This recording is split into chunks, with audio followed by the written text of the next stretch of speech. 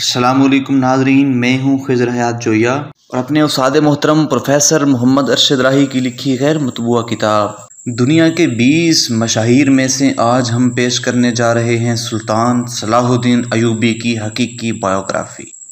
ناظرین، رجنال اردن میں قرقلہ کا عیسائی بادشاہ تھا۔ اس نے سلطان صلاح الدین ایوبی کے دور میں حج پر جانے والے مسلمان قافلے کو لوٹا اور مسلمانوں کو بے دردی سے قتل کر دیا۔ اس نے یہ طعنہ بھی دیا کہ بلاؤ اپنے محمد کو جو تمہاری مدد کرے۔ یہ خبر جب سلطان صلاح الدین ایوبی تک پہنچی تو اس نے قسم کھائی کہ وہ رجنال کو اپنے ہاتھوں سے قتل کرے گا۔ اس کے بعد رجنال نے حجاز مقدس پر حملہ کا منصوبہ بنایا۔ اس نے بحری جہازوں کے ذریعے حجاز مقدس کی طرف کوچ کیا۔ سلطان صلاح الدین کی بحری فوج نے رجنال کی فوج کو سمندر میں ہی غرق کر دیا۔ سلطان صلاح الدین ایوبی کے دل میں حجاز مقدس پر حملے کی وجہ سے انتقام کا مزید شعلہ بھڑک اٹھا۔ اس نے دوسری دفعہ رجنال کو اپنے ہاتھوں سے قتل کرنے کی قسم کھائی۔ رجنال سے بدلہ لینے کے لیے سلطان 3.25 سال تک چارپائی سے کمر لگا کر نہ سو سکا۔ جب نیند زیادہ تنگ کرتی تو خیمے کی بانس کے ساتھ ٹیک لگا کر رات گزارتا۔ پھر وقت آ گیا جب رجنال حطین کی جنگ میں مفتوح ہو کر قیدیوں کے ساتھ پکڑا گیا تو صلاح الدین ایوبی نے تلوار کا وار کر کے عیسائی رجنال کی گردن اڑا دی اور اس کو قتل کرنے سے پہلے سلطان نے کہا کہ میں اسی محمد کا ادنا غلام ہوں جس کی شان میں تم نے گستاخی کی کوشش کی تھی۔ یہی وہ سلطان تھا جس کا اصل نام صلاح الدین یوسف بن ایوب ہے۔ وہ 1138 میں موجودہ عراق کے شہر تکریت میں پیدا ہوا۔ وہ نسلاً کرد تھا۔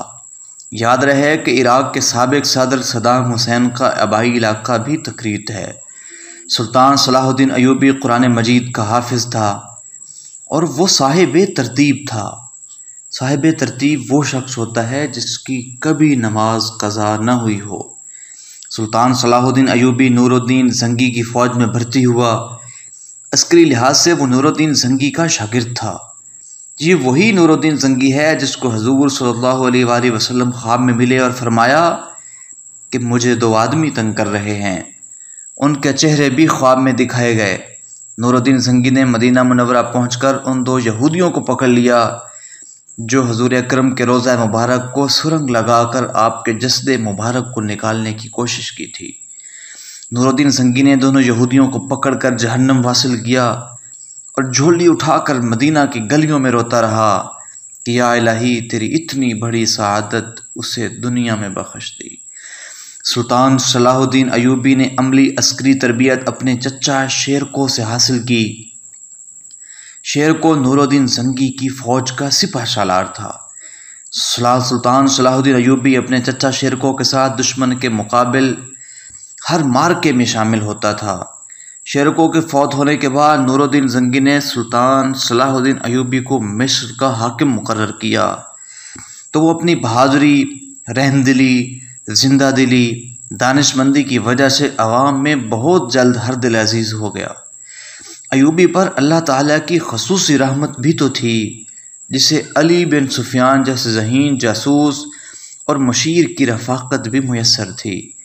علی بن سفیان کی آنکھیں الٹرا ساؤنڈ کی طرح اپنی جماعت میں منافقین اور دشمن کے اندر حالات بجلی کی سی تیزی سے جان لیتی تھیں اور وہ برق رفتاری سے رپورٹیں سلطان کے سامنے رکھ دیتا جو سلطان صلاح الدین ایوبی کی کامیابی میں معاونت کرتی تھیں۔ جب سلطان ایوبی نے مصر میں بطور حاکم عہدے کا چارج لیا تو اس کو ناجی جیسے منافق سپہ سالار سے واسطہ پڑا۔ مصر کی 50,000 فوج اس کی کمانڈ میں تھی۔ اس نے پہل سلطان صلاح الدین ایوبی کو عورتوں کے ذریعے اپنے جال میں پھنسانے کی کوشش کی، لیکن جب ایوبی اس کے چکر میں نہ آیا تو اس نے بغاوت کا منصوبہ بنایا اور صلیبیوں کی مدد سے تختہ الٹنے کی سازش کرنے کی کوشش کی، لیکن زکوئی نامی لڑکی کے ذریعے علی بن سفیان کی کوشش سے بغاوت کا راز فاش ہو گیا۔ جس تاریخ کو ناجی نے حملہ کرنے کے لیے صلیبیوں کو قاصد بھیجے تھے، علی بن سفیان نے ان 2 قاصدوں کو راستے میں پکڑ لیا۔ ناجی کی طرف سے لکھا گیا خط بھی پکڑا گیا۔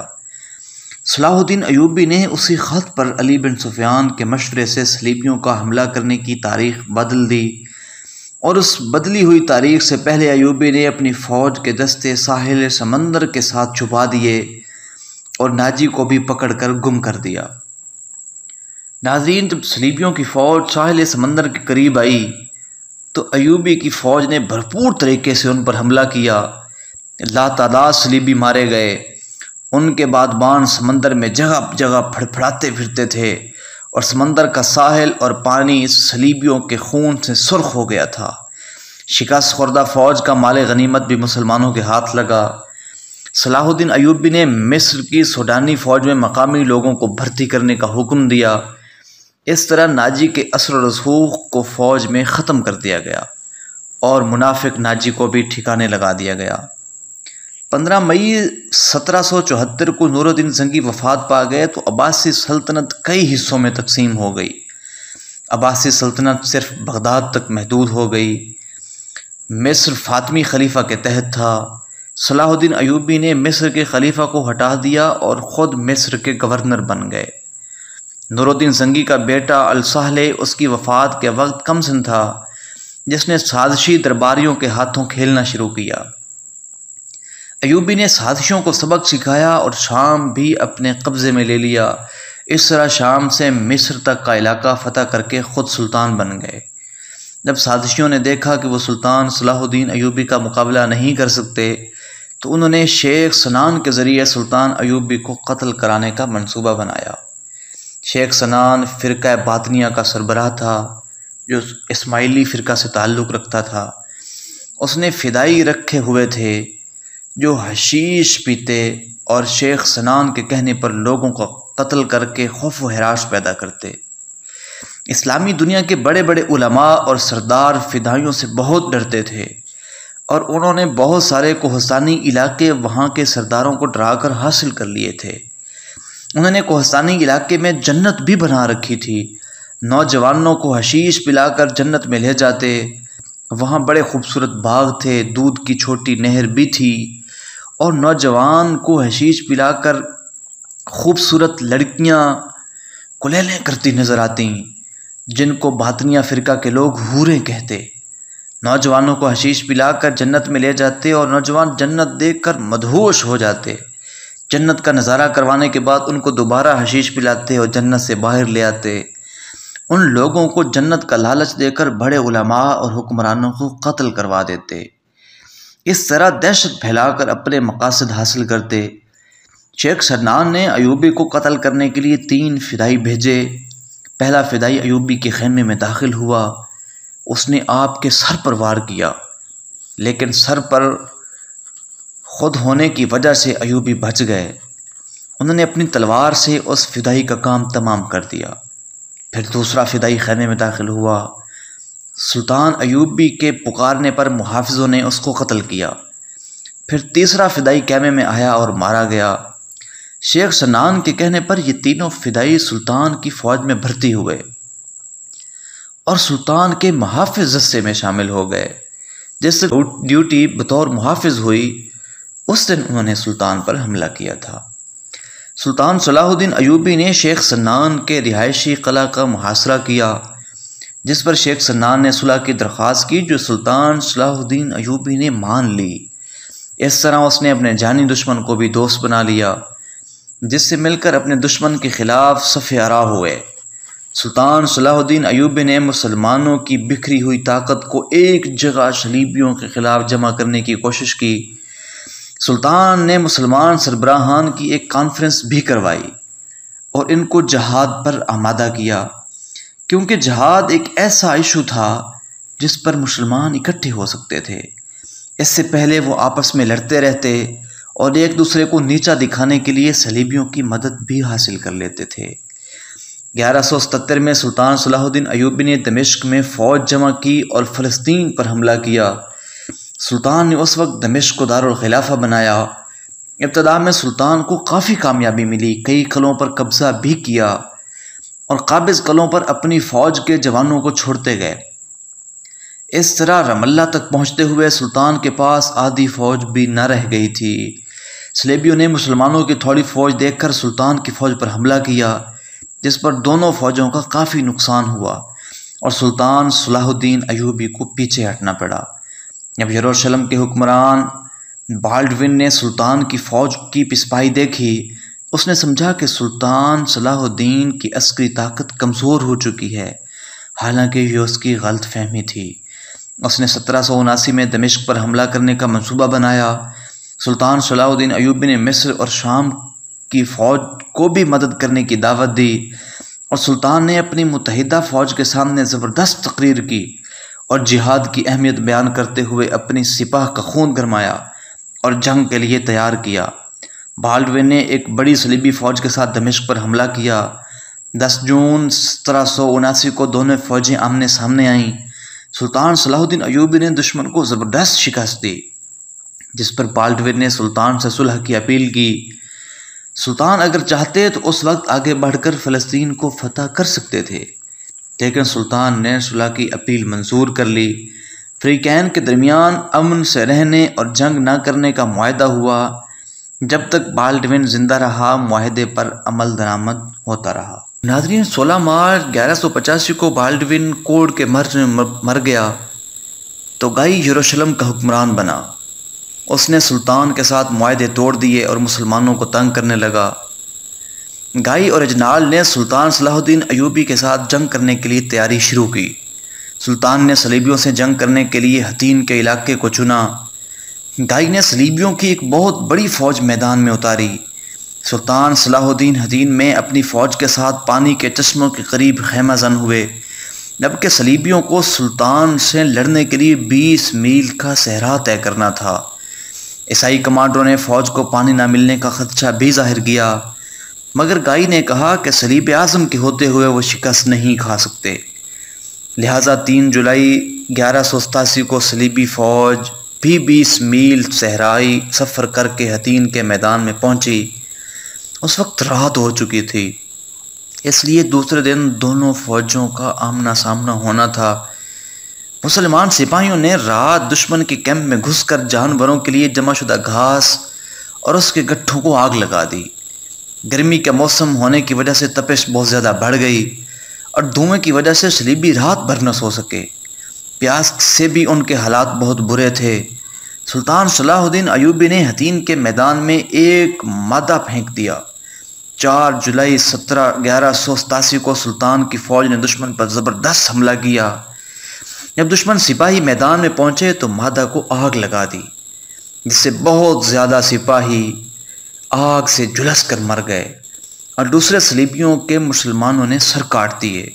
اس جنگ میں 30,000 صلیبی مارے گئے اور 30,000 کے قریب صلیبی گرفتار ہوئے۔ رجنالڈ اور کائی گرفتار ہو گئے اور صلیب اعظم بھی مسلمانوں کے ہاتھ لگ گئی۔ کئی سال تک حتین کے میدان میں صلیبیوں کی ہڈیوں کے ڈھیر نظر آتے رہے۔ ایک ایک مسلمان نے 30 صلیبی قیدی سپاہی رسیوں کے ساتھ باندھ لیے۔ رجنالڈ، جس کا پہلے ہی ذکر ہو چکا ہے، اس کی گردن سلطان صلاح الدین ایوبی نے اپنے ہاتھوں سے اڑائی۔ گائی، جو بہت ڈرا ہوا تھا، سلطان ایوبی نے اس کو قتل نہ کیا، بلکہ اسی وقت یروشلم کی طرف ایوبی کی فوج روانہ ہوئی اور وہ گائی کو بھی ساتھ لیتے گئے۔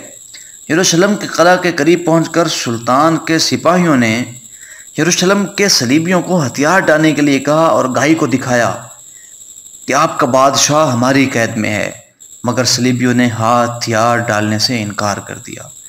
زبردست معرکہ ہوا اور 7 دن تک لڑائی ہوتی رہی اور آخرکار مسلمانوں نے اسی جگہ سے قلعہ کی دیوار پر حملہ کیا جس جگہ سے 88 سال قبل عیسائیوں نے قلعہ کی دیوار میں شگاف کر کے بیت المقدس کو فتح کیا تھا۔ جب ایوبی فوج نے قلعہ کی دیوار میں شگاف ڈالا تو محصور عیسائیوں کو خدشہ ہوا کہ مسلمان کہیں ان کے بیوی بچوں کو غلام نہ بنا لیں۔ انہوں نے ہتھیار ڈال دیے اور سلطان سے رحم کی اپیل کی۔ سلطان ایوبی، جو میدان جنگ میں فولاد کی طرح مضبوط ہوتا تھا، لیکن عام حالات میں اس کی شخصیت ریشم کی طرح نرم تھی، اس نے رحم کی اپیل مان لی اور 10 دینار فی مرد اور 5 دینار فی عورت سے فدیہ لے کر صلیبیوں کی آزادی کا حکم دیا۔ ان کو مال و اسباب بھی اپنے ساتھ لے جانے کی اجازت دی۔ غریب صلیبیوں کا فدیہ سلطان نے خود اور اس کے بھائی ملک عادل نے ادا کیا۔ جو صلیبی وہاں رہنا چاہتے تھے ان کو بھی اجازت دے دی گئی۔ سلطان اور اس کی فوج بڑی شان و شوکت سے بیت المقدس میں داخل ہوئی۔ مسجد اقصیٰ کو عرق گلاب سے دھویا گیا اور نور الدین زنگی کا بنوایا ہوا ممبر سلطان نے اپنے ہاتھوں سے مسجد اقصیٰ میں رکھا۔ اس اعزاز کی حسرت لیے نور الدین زنگی قبر میں اترا تھا۔ سلطان نور الدین زنگی نے یہ ممبر بغداد کے ایک ماہر بڑھئی سے خالص اخروٹ کی لکڑی سے بنوایا تھا۔ جب بڑھئی سے کوئی پوچھتا تھا کہ یہ ممبر مسجد اقصیٰ میں کیسے رکھا جائے تو بڑھئی بڑی سادگی سے جواب دیتا کہ کوئی تو اللہ کا بندہ آئے گا جو بیت المقدس کو فتح کرے گا اور وہ اس ممبر کو مسجد اقصیٰ میں رکھے گا۔ یہ آواز سلطان صلاح الدین کے ایوبی کے کان تک پہنچ چکی تھی، جس نے دل ہی دل میں یہ عہد کر لیا تھا کہ ممبر کو مسجد اقصیٰ میں رکھنے کا اعزاز وہ خود حاصل کرے گا۔ صلیبیوں کے قبضے کے 88 سال بعد جب سلطان ایوبی نے بیت المقدس سے صلیبیوں سے آزاد کروایا، جبکہ 1099 میں فرانس میں صلیبیوں کے پوپ کے کہنے پر 10 لاکھ صلیبیوں نے جتھوں کی صورت میں بیت المقدس کو فتح کیا تھا، تو مسلمانوں کی خون کی ندیاں بہا دی تھیں۔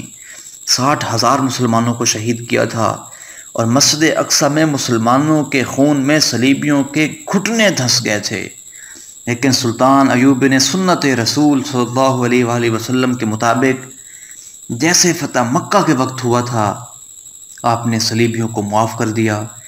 اس لیے عیسائی آج بھی سلطان صلاح الدین ایوبی کو ایک رحم دل اور ایک بردبار انسان کی حیثیت سے دیکھتے ہیں۔ ناظرین، جب بیت المقدس فتح ہونے کی خبر یورپ میں پہنچی تو صلیبیوں کو آگ ہی لگ گئی۔ انہوں نے بیت المقدس واپس لینے کے لیے اسلحہ اور فوج جمع کرنی شروع کر دی۔ گرجا گھروں میں اعلان کروا دیے کہ لندن میں ایوبی ٹیکس لگایا گیا۔ برطانیہ، فرانس اور جرمنی میں عیسائی عورتوں نے اپنے زیور چندے میں جمع کرا دیے۔ برطانیہ کا بادشاہ رچرڈ جوشیلا اور بہادر نوجوان تھا، اس کو شیر دل بھی کہا جاتا تھا۔ اس نے سلطان صلاح الدین ایوبی سے لڑنے اور بیت المقدس کا قبضہ چھڑوانے کا اعلان کیا، اور پادریوں نے عام لوگوں کو ثواب کی خاطر جنگ میں حصہ لینے کے لیے اکسایا۔ ناظرین، رچرڈ نے کہا کہ مجھے ایسے بندے کی تلاش ہے جو مجھ سے لندن شہر خرید لے تاکہ اس رقم سے میں بیت المقدس کا قبضہ چھڑوا لوں۔ 6 لاکھ صلیبی فوج رچرڈ کی سربراہی میں سمندر کے ذریعے ساحلی شہر عکا کے لیے روانہ ہوئی۔ گائی، جس کو ایوبی فوج نے معافی دے کر چھوڑ دیا تھا، وہ بھی بیت المقدس سے آزاد ہونے والے صلیبیوں کے ساتھ لے کر عکا پہنچ گیا۔ اگرچہ سلطان ایوبی نے تنہا عکا والوں کی مدد کی بھرپور کوشش کی، صلیبیوں نے عکا شہر کا محاصرہ کر لیا۔ عکا کے مسلمان بڑی بے جگری سے لڑے، 10,000 صلیبی مارے گئے۔ محاصرہ کئی دن تک جاری رہا، جس کی وجہ سے سلطان ایوبی کا رابطہ عکا والوں سے کٹ گیا، جبکہ صلیبیوں کو یورپ سے مسلسل کمک ملتی رہی۔ آخر عکا کے محصور مسلمانوں نے رچرڈ کو امان دینے کی درخواست کی اور انہوں نے وعدے پر ہتھیار ڈال دیے۔ سلطان صلاح الدین ایوبی نے 2 لاکھ اشرفیاں تاوان دینے، صلیب اعظم واپس کرنے اور 500 صلیبی قیدی واپس کرنے کا رچرڈ سے معاہدہ کیا، جس کے بدلے عکا کے مسلمانوں کو رہا کرنے کا معاہدہ ہوا۔ مگر رچرڈ اپنے وعدے سے پھر گیا اور اس نے عکا کے مسلمانوں کو بڑی بے دردی سے قتل کیا۔ اس نے جافا کی طرف بھی پیش قدمی کی۔ اگرچہ اس نے جافا کو تو فتح کر لیا، لیکن سلطان صلاح الدین ایوبی کی فوج نے کئی دن کا اس کو جافا میں الجھائے رکھا تاکہ وہ بیت المقدس کی طرف نہ بڑھ سکے۔ اس سلسلہ میں سلطان نے ذمہ داری اپنے بھائی ملک عادل پر بھی ڈالی کہ وہ رچرڈ کو جافا میں مصروف رکھے۔ اسی دوران ملک عادل نے رچرڈ سے ملاقاتیں بھی کیں، ایک ہی خیمے میں دونوں نے کھانا بھی کھایا۔ رچرڈ نے اسی دوران اپنی بہن کا رشتہ سلطان کے بھائی ملک عادل کو دینے کی تجویز بھی دی۔ اس شرط کے ساتھ صلیبیوں اور مسلمانوں کے مفتوحہ علاقے شادی ہونے پر جوڑے کو گفٹ میں دینے کا مطالبہ کیا، جسے سلطان ایوبی نے رد کر دیا۔ ناظرین، سلطان صلاح الدین ایوبی نے جافا سے پیچھے ہٹ کر بیت المقدس میں اپنی پوزیشن مضبوط کی۔ راستے میں اسقلان کے شہر کو سلطان نے خود ہی تباہ کر دیا۔ جب صلیبی اسقلان پہنچے تو انہیں اینٹوں کے ڈھیر کے سوا کچھ نہ ملا۔ سلطان نے پھر جافا کی طرف پیش قدمی کی، دونوں فوجوں میں زبردست مارکا ہوا لیکن فتح کسی کی نہ ہوئی۔ آخری مارکا ارسوف کا ہوا جس میں بہت سے صلیبی مارے گئے۔ سلطان نے رچرڈ کے گھوڑے کی ٹانگیں کاٹ دیں۔ رچرڈ نیچے گرا۔ سلطان چاہتا تو رچرڈ کا کام تمام کر دیتا، لیکن اس نے کہا کہ مسلمان کسی کی کمزوری کو ایکسپلائٹ نہیں کیا کرتا۔ ناظرین، اس نے رچرڈ کے لیے اپنے پاس سے گھوڑا بھیجا اور کہا کہ گھوڑے پر سوار ہو کر میرے مقابلے میں آؤ۔ اس اخلاقی پہلو کا رچرڈ پر بڑا اثر ہوا۔ اس نے اس کا ذکر اپنی سپاہ کے سامنے بھی کیا۔ ناظرین، رچرڈ سلطان صلاح الدین ایوبی کے درمیان 11 مارکے ہوئے۔ آخر رچرڈ مسلسل جنگ میں رہنے کی بنا پر بیمار ہو گیا اور اکا واپس چلا گیا۔ سلطان نے رچرڈ کے لیے دوائی اور پھلوں کا تحفہ بھیجا، جسے رچرڈ نے بخوشی قبول کر لیا اور سلطان کو صلح کی پیشکش کی۔ جو سلطان ایوبی نے صلح قبول کر لی۔ صلح کے تحت معاہدہ طے پایا کہ اکا اور جعفہ صلیبیوں کے پاس رہیں گے، اسکلان کا شہر آزاد ہوگا، جبکہ بیت المقدس مسلمانوں کے قبضے میں رہے گا۔ صلیبیوں نے بیت المقدس میں اپنے مقدس مقامات کی زیارت کی اجازت ہوگی۔ معاہدے کے بعد یورپ سے صلیبی زیارت کے لیے بیت المقدس کی طرف ٹوٹ پڑے۔ سلطان ایوبی نے زیارت کے لیے آنے والے صلیبیوں کے ساتھ اسلامی اصولوں کے مطابق حسن سلوک کا مظاہرہ کیا۔ ناظرین، اسی طرح آخری صلیبی جنگ کا خاتمہ ہو گیا۔ رچرڈ اپنے وطن واپس لوٹ گیا اور سلطان صلاح الدین ایوبی بھی دمشق واپس آ گیا۔ ایک خلیص جو سلطان ایوبی کو موت تک تنگ کرتی رہی وہ حج اور روضہ رسول کی زیارت تھی۔ ساری زندگی جہاد میں مصروف رہنے کی بنا پر اس کی یہ خواہش پوری نہ ہو سکی۔ چونکہ سلطان اپنی آمدنی کا زیادہ حصہ غریب غرباء میں تقسیم کر دیتے، وہ زندگی بھر صاحب نصاب نہ ہوئے۔ سردی لگنے کی وجہ سے سلطان ایک دن بیمار پڑ گئے اور بیماری کی شدت اتنی بڑی کہ وہ بے ہوش ہو گئے۔ 4 مارچ 1193 کو سلطان نے ایک دفعہ آنکھیں کھولیں اور قرآن مجید پڑھنے والوں سے کہا کہ آپ ٹھیک پڑھ رہے ہیں، پھر ہمیشہ کے لیے بند کر لیں اور خالق حقیقی سے جا ملے۔ ان کی وفات سے لوگ دھاڑے مار مار کر رونے لگے۔ موت کے وقت آپ کا کل اثاثہ 47 درہم اور 1 دینار تھا۔ ناظرین، سلطان صلاح الدین ایوبی کو دمشق میں مشہور زمانہ اموی مسجد کے پہلو میں دفن کیا گیا۔ بیت المقدس پر سلطان کی فتح کے بعد 761 تک مسلمانوں کا قبضہ رہا۔ پہلی جنگ عظیم کے بعد جب سلطنت عثمانیہ ختم ہو گئی تو فرانس کا محتسب جنرل ہنری دمشق میں سلطان صلاح الدین ایوبی کی قبر پر پہنچا اور قبر کو ٹھوکر مار کر کہا کہ سلطان صلاح الدین اٹھو، ہم پھر آ گئے ہیں۔ دوسری جنگ عظیم کے بعد 1948 میں برطانیہ، فرانس اور امریکہ کی سازش سے فلسطین میں اسرائیل کی ریاست قائم کی گئی، جس میں آدھا بیت المقدس اسرائیلی یہودیوں کے پاس چلا گیا۔ 1967 میں عرب اسرائیل جنگ کے دوران اسرائیل نے پورے بیت المقدس پر قبضہ کر لیا۔ بیت المقدس کی فضا آج پھر کسی سلطان ایوبی کو پکار رہی ہے جو بیت المقدس اور مسلمانوں کے پہلے خانہ کعبہ کو آزاد کرائے۔ ناظرین، اگر آپ کو ہماری یہ کاوش پسند آئی ہے تو ہمارے چینل ادب کا راہی کو ضرور سبسکرائب کیجیے اور ایسی انفارمیٹیو اور دلچسپ ویڈیوز کو اپنے دوستوں کے ساتھ ضرور شیئر کیجیے۔ شکریہ۔